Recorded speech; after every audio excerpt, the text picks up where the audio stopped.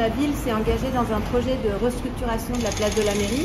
L'objectif, c'est à terme d'en faire un espace convivial, au goût du jour, on va dire, qui permette aux personnes, aux habitants de la ville de Petit-Bourg et puis d'ailleurs de se rassembler, d'avoir vraiment un espace agréable, ombragé. Alors c'est vrai que c'est un chantier qui pèse sur la vie des habitants du bourg, sur la vie des gens qui viennent y travailler.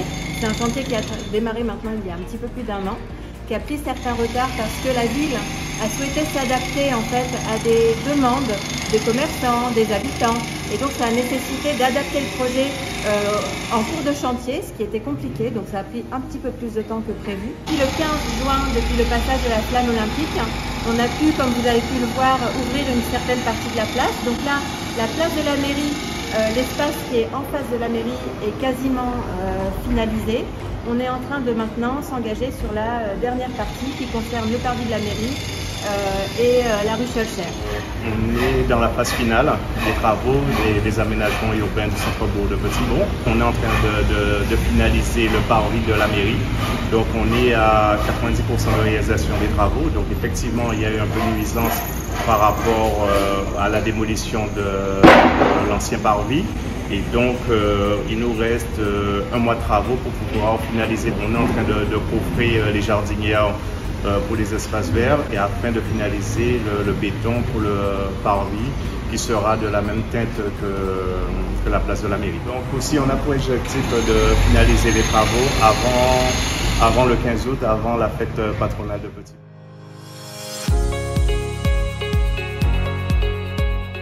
Alors, comme l'a dit M. Lacquet, effectivement, il y a eu des nuisances qui ont été apportées durant le chantier.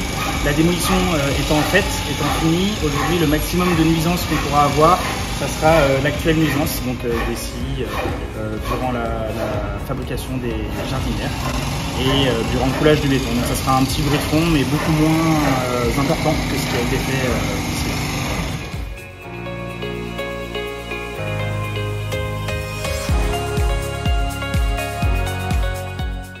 On est en cours actuellement de remplacement des cassettes de climatisation, réseau frigorifique, dans les bureaux, dans les circulations ainsi que les toitures.